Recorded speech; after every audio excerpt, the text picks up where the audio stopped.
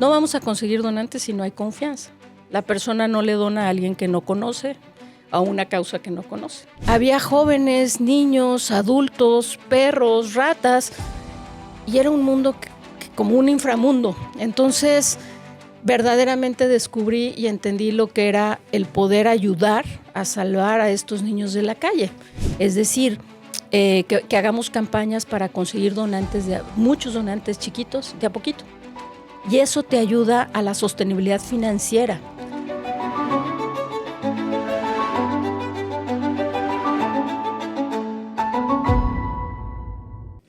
Bienvenidos a otro episodio de Voces FGK. Hay personas que entienden que diseñar no es solo hacer que algo se vea bien, sino es realmente crear con contenido, con visión y también con una misión muy clara. El día de ahora platicaremos con Laura Mendoza, CEO de Laffer Diseño Consultor.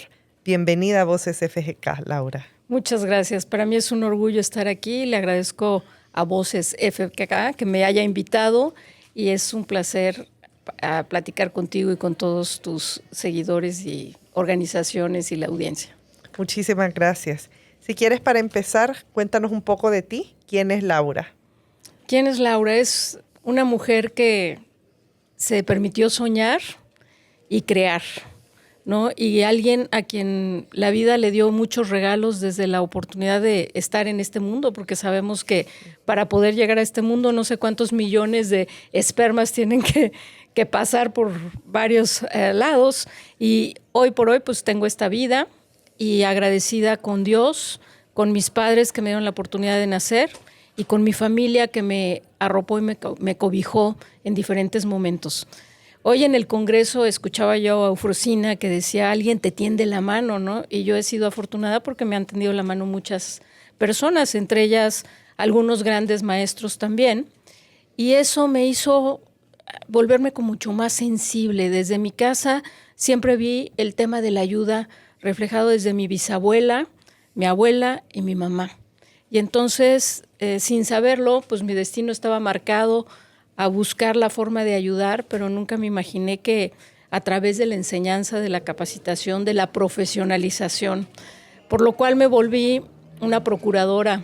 Y quizá no sé si está permitido, si no ya lo dirán. En mi familia me dicen que existe una pedinche profesional. Y para eso he estudiado, para ser pedinche profesional, ¿verdad? Para pedir recursos. Y lo curioso es que nunca pido para mí, me da pena, o me daba pena cuando inicié todo este camino, me costó un poco de trabajo y ahí va un mensaje para los que movilizan recursos, procuran y buscan fondos, que hay que pensar que hay algo más allá detrás de nosotros. Y en esta historia recuerdo que yo inicié en Ministerios de Amor que trabajaba con los niños de la calle. Okay. Y la presidenta de Ministerios de Amor, yo te estoy hablando que acaba de terminar casi mi carrera y empezaba yo a dar clases, muchos alumnos probablemente eran más grandes que yo. Y ahí descubrí el tema de las fundaciones y la carrera que yo daba enseñaba diseño y tenían que hacer una revista. Y sin saber, yo hacía que mis alumnos consiguieran fondos para que esa revista se publicara. Y entonces, cuando yo llego a Ministerios de Amor, la presidenta en ese momento me dice, ¿verdaderamente quieres saber qué hace la fundación? Sí, pues te tienes que meter y comprometer. Mañana te espero a las 3 de la mañana en mi casa porque vamos a hacer un recorrido en las alcantarillas. Pues yo realmente esto lo escuchábamos, lo oíamos, pero no sabía bien a bien qué, pero ahí voy. Llegamos a un lugar en donde era una terminal de camiones en unos puentes allá en la Ciudad de México, que aunque parezca mentira, ahí vive la gente. Y una alcantarilla, las que nos imaginamos redondas, grandes. No, esta era una cuadradita en donde apenas sí cabía. Hace 30 años pues, era mucho más delgadita y podía entrar perfecto a las alcantarillas. Y me acuerdo que me asomé y había una escalera. En algunas alcantarillas hay escaleras de fierro para bajar y donde pueden desasolvar. Otras tienen unas escaleras de madera que ponen los mismos niños de la calle que viven ahí. Y entonces pues me metí a la alcantarilla y en la alcantarilla descubrí un mundo que nunca me hubiera imaginado, donde había aguas oscuras, pero también había una imagen de la Virgen María, había una imagen del Che Guevara, había, pues en lo que la gente que estaba ahí creía. Y en eso había jóvenes, niños, adultos, perros, ratas, y era un mundo como un inframundo. Entonces, verdaderamente descubrí y entendí lo que era el poder ayudar a salvar a estos niños de la calle. Y entonces eso marcó mi vida, fue mi primer contacto con las organizaciones. Con las ONGs. Con las ONGs, y ahí fue donde agradecí que esta jefa mía, Cecilia Peset, me haya dicho, ¿quieres vivirlo? Hay que hacerlo de esta manera. Y descubrí que yo todas las mañanas me despertaba con un sueño, pero que había quien no tenía un sueño. Y que entonces yo tenía que devolverle a la vida el agradecimiento de ser quien era, porque había tenido apoyos diferentes por todos lados. Y que mi granito y mi contribución a esta vida era poderlo devolver. Todavía no sabía muy bien ni tenía muy claro cómo. Hoy lo entiendo como esta capacidad de transmitir la enseñanza hacia las organizaciones, hacia las personas, y esta facilidad que Dios me dio como un don, que lo puedo ahora multiplicar. Esa es Laura, ¿no? Con ilusiones, con sueños, con ganas de seguir en esta vida, devolviendo aquello que me fue dado, y agradecida por mi familia y porque me tocó ser quien soy en este momento. Gracias, Laura. ¿Y cómo inicias entonces en todo lo de ya procuración de fondos directamente? Pues, estando en Ministerios de Amor, curiosamente era una organización que tenían una plataforma de bases de padrinos recurrentes. En aquel tiempo, estoy hablando del 2000, tenían 8,000 padrinos que donaban recurrentemente. Entonces a mí me encargaron el área de desarrollo institucional, en donde yo tenía que buscar fondos, sí, pero más bien temas de donaciones, porque ahí apoyábamos a más de 500 niños en diferentes albergues. Y entonces las necesidades eran infinitas, ¿no? Alimento, comida, vestido, cama, todo lo que te puedas imaginar. Entonces había un área exclusiva de donaciones en especie, la de padrinos recurrentes, pero no había más estrategias. Y entonces en el ir buscando, de repente me encontré con Dios pone todo.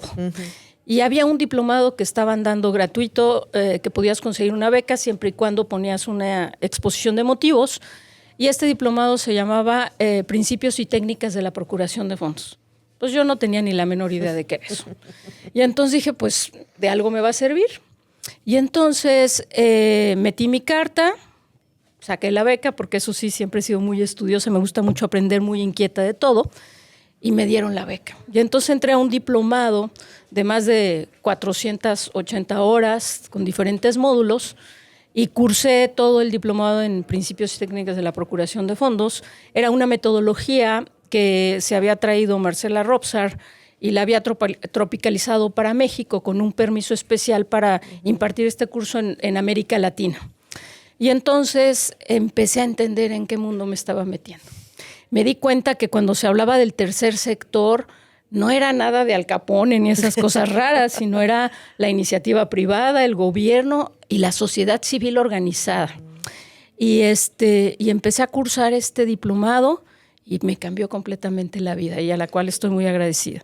Terminé el diplomado y la presidenta me dijo, Marcela Robsar, me dijo, tú tienes que ser miembro del Faculty de Procura y empezar a dar clases ya, tienes facilidad y todo, así que te quiero en el grupo. Y empecé inmediatamente a dar clases y a formar gente, para lo cual ya llevo 24 años siendo miembro de Procura. Y bueno, pues fue una experiencia maravillosa a la que sigo hoy por hoy teniéndole muchísimo cariño. Y entonces eso me hizo un contacto muy fuerte con las organizaciones. Seguí con ministerios haciendo campañas. Cabe señalar que yo de profesión soy diseñadora gráfica y que estudié diseño y no porque fuera tan buena dibujante, pero me gustaba el arte, me gustaba los proyectos, y aprendí que el diseño gráfico no es solo ver las cosas bonitas, sino crear proyectos desde un concepto. Exacto. A llegarlo a materializar. Y entonces eso me ayudó en la profesión maravillosamente, porque yo tenía que generar una estructura, un boceto. Ese boceto lo tienes que construir hasta que lo ves en alguna aplicación, ¿no? Entonces, el diseño ha sido gran compañero conmigo, aunque propiamente en el despacho que tengo, que es Laffer Diseño Consultor, hice muchas cosas de diseño y consultorías. Y eso me llevó a estudiar una maestría en comunicación organizacional y nuevas tecnologías. Y ahí me empezó a abrir otro mundo y descubrí otro mentor de los que hablaban, el profesor Abraham Nosnik, que él me dijo, tú tienes mucha facilidad y ve a platicar con un miembro que trabaja en organizaciones de la sociedad civil. Uh-huh. Y entonces llegué ahí con World Vision, el director de comunicación de World Vision, y él me dijo, ¿sabes qué? Tienes que empezar a trabajar con el tercer sector. Y ahí fue cuando descubrí otro mundo enorme. Y me llevaron a un proyecto muy importante. Terminando Ministerios de Amor hice muchas campañas. Y la última campaña que hicimos con los niños de la calle era empezar a quitar esta parte de pensar lo que se decía desvalorizarlos, los pobrecitos. No, la campaña era todo lo contrario, era decir, con tu dinero lo que tú estás haciendo es cambiando una vida. Y entonces hice una campaña muy linda que era, yo también limpié para ti el parabrisas, y era un niño, sí, el contraste del niño que te limpia el parabrisas, pero por otro lado un fotógrafo, porque entonces cambiaba la visión de la fotografía así a esto. Yo también dormí en las calles y era una niña con un, ¿cómo se llama? Un casco de construcción. Yo también bailé para ti en las calles y era una bailarina de Royal Academy of London que era becada de nuestros niños. Entonces esa campaña me llevó a hacer varios anuncios y a trabajar en esto. Y de repente alguien dijo, están buscando a una persona con un perfil pues un poco peculiar, porque en aquel tiempo era peculiar, diseñadora, comunicóloga, que supiera de procuración de organizaciones. Y entonces fui a dar a otra organización que es Únete, la Unión de Empresarios para la Tecnología, que se dedica a llevar computadoras en primarias y secundarias públicas de nuestro país. Y entonces ahí descubrí que solo la educación cambia. Y cuando me hace la entrevista el doctor Claudio X González, que también es un gran filántropo allá en México, fue director de Fundación Televisa, y me dice, Laura, con los niños de la calle sí puedes hacer muchas cosas, pero con la educación más. Y entonces decido irme a Únete. Terminando lo de Únete, estoy por 8 o 10 años con Únete y me doy cuenta que pues ya había llegado a donde tenía que llegar y que era momento como de independizarme. Y a la par estudio una maestría en responsabilidad social en la Anáhuac.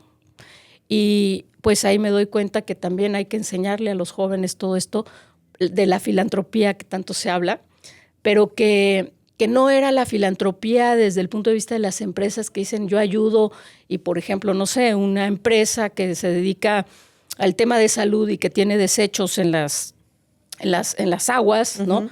La filantropía ahí es, no, pues yo estoy haciendo un acueducto, estoy entubando mis desechos. Eso no es filantropía. Eso es responsabilidad. Eso no es responsabilidad social, esa es su responsabilidad desde un principio y no se los tendrían que decir.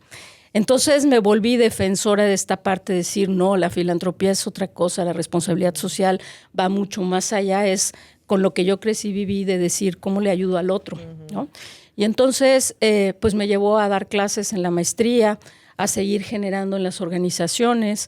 Y bueno, he sido directora de varias organizaciones, un centro comunitario divino en donde te das cuenta que tenemos que trabajar en alianza. Uh-huh. Y que esta alianza lo que hace es los padres de familia, los beneficiarios, los niños, la educación, el arte, había una orquesta, por ejemplo, todo suma, ¿no? Y esto que ustedes, por ejemplo, hacen aquí desde la fundación ahorita con estos jóvenes, es lo que vamos a sembrar para el futuro. Uh-huh.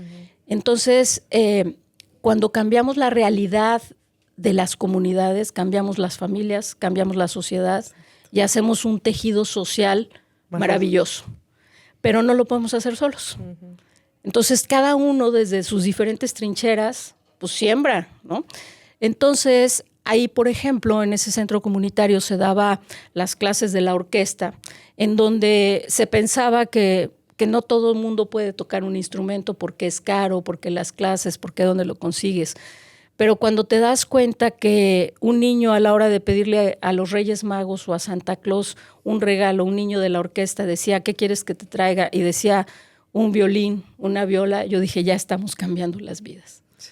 Y entonces los padres de familia se vuelven orgullosos de sus hijos, pero esto también ayuda a un pensamiento modelo matemático de concentración para los niños. Uh-huh. Y creo que en América Latina, si algo tenemos es creatividad y la deberíamos de explotar muchísimo más. Entonces deberíamos de trabajar en podernos certificar, en ser más creativos en todos estos temas, y yo creo que podríamos ser una gran potencia en la educación.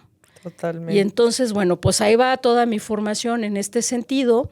Estuve varios años en ese centro comunitario haciendo cambios desde empezar a buscar estos donativos internacionales. Y me di cuenta que el donativo internacional ahí está, pero no lo sabemos pedir. Y justo ahí era donde venía mi próxima pregunta, porque con el cambio, por ejemplo, de la salida de USAID, que era el cooperante más grande tal vez a nivel mundial, como igual existen todavía muchas organizaciones, solo que tal vez la manera ha cambiado. Entonces, ¿cómo es tu visión para esa parte? ¿Cuál fuera tu recomendación también para las organizaciones? Sí, esto nos afectó a todos en América Latina, ¿no? Yo podría decirlo que yo, desde el punto de vista como consultora, por ejemplo, traíamos un proyecto muy grande con muchas organizaciones y de capacitación y de todo esto, y tuvimos que cambiar el enfoque. El enfoque en que pues siempre estamos acostumbrados como al esquema de decir, pues lleno un proyecto y aplicamos y nos lo dan, ¿no? Y bueno, el esquema sí tendría que seguir siendo el mismo, lleno proyectos, pero hay que voltear a otras partes del mundo. Y entonces a decir, bueno, ¿qué pasa en Japón? ¿Qué pasa en la Comunidad Europea? ¿Qué pasa con los Emiratos Árabes Unidos? Que están dispuestos a darnos muchos recursos. La Comunidad Europea también. Y se declaran desiertas las convocatorias porque no hay quien aplique. ¿Y es por qué? Por falta de conocimiento. Porque los proyectos están. Y lo curioso es que hay proyectos pequeñitos con grandes resultados de indicadores de impacto y que logran tener grandes beneficios, pero no lo sabemos. Entonces, ¿qué tenemos que hacer? Cambiar nuestro enfoque y no pensar que todos los proyectos o todos los huevos están en una misma canasta. Exacto. A esto se le llamaría la diversificación de fuentes de financiamiento. Por lo cual yo te podría decir, a ver, unas son los donantes internacionales, otros son tus donantes que tienes aquí, convocatorias, digamos, nacionales, por decirlo, pero también hoy en la mañana en el Congreso les hablaba yo de todas las formas de diversificar las fuentes a través de campañas financieras. Es decir, que hagamos campañas para conseguir muchos donantes chiquitos de a poquito. Y eso te ayuda a la sostenibilidad financiera, que eso fue lo primero que yo viví en Ministerios de Amor, ¿no? Tener una base de 8,000 padrinos que te están dando todo el tiempo, y que además no están etiquetados.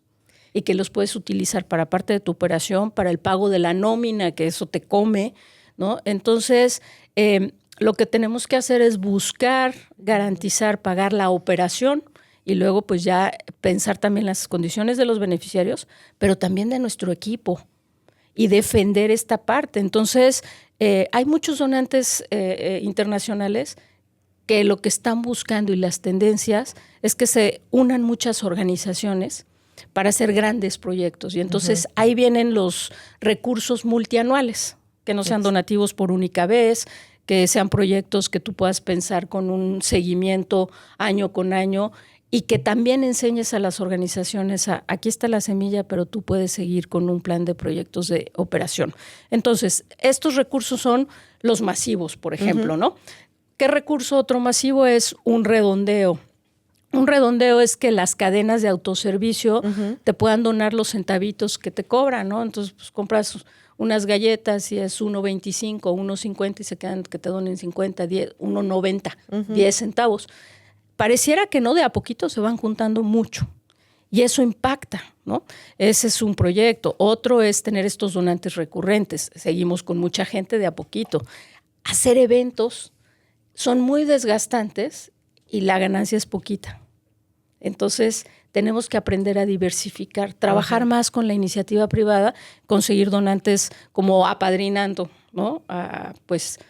O becar, lo que tú quieras, depende de lo que se necesite. Ese era justo un punto que nosotros como fundación también lo habíamos explorado, pero también creo que primero es generar un poco de conciencia del tema de generosidad, porque todos podemos apoyar a alguien y no tienen que ser grandes cantidades, sino que con 25 centavos, $1, $5, pero la importancia de la recurrencia es lo que puede hacer la diferencia al final. Aquí la importancia que tú lo mencionas, claro, es la recurrencia, pero como organizaciones estamos obligados a la transparencia y a la rendición de cuentas.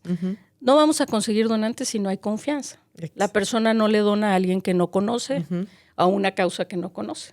Entonces le donan a las personas con causa, a la que tienen confianza, es decir, yo tengo confianza en la señora Gloria Creed y entonces puedo poner ahí un patrimonio.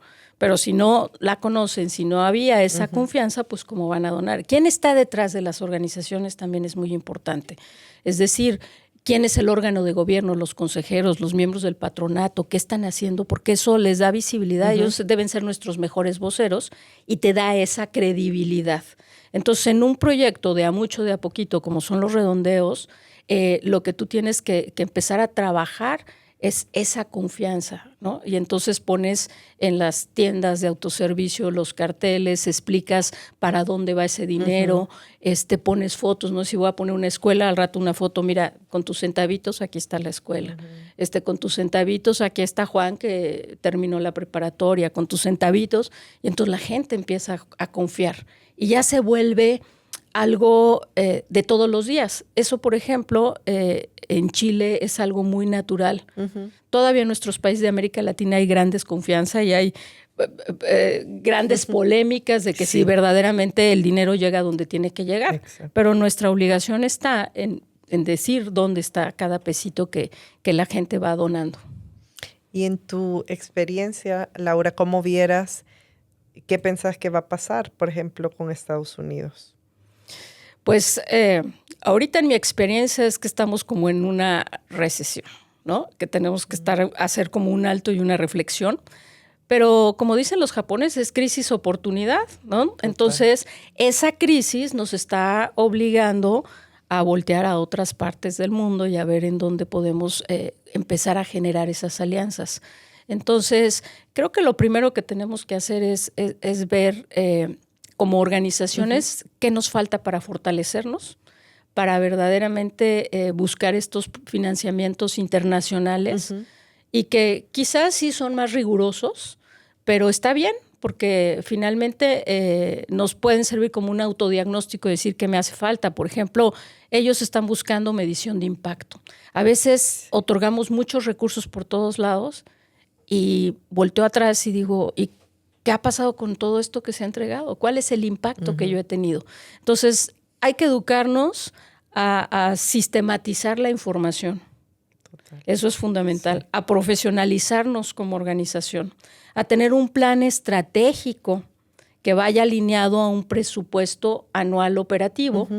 Y entonces, en función de eso, tú ya puedes presentar proyectos mucho más serios, más formales al Banco Interamericano de Desarrollo o ya a diferentes lugares, ¿no? Y entonces, aquí lo importante es que nosotros logremos que legitimar nuestras causas.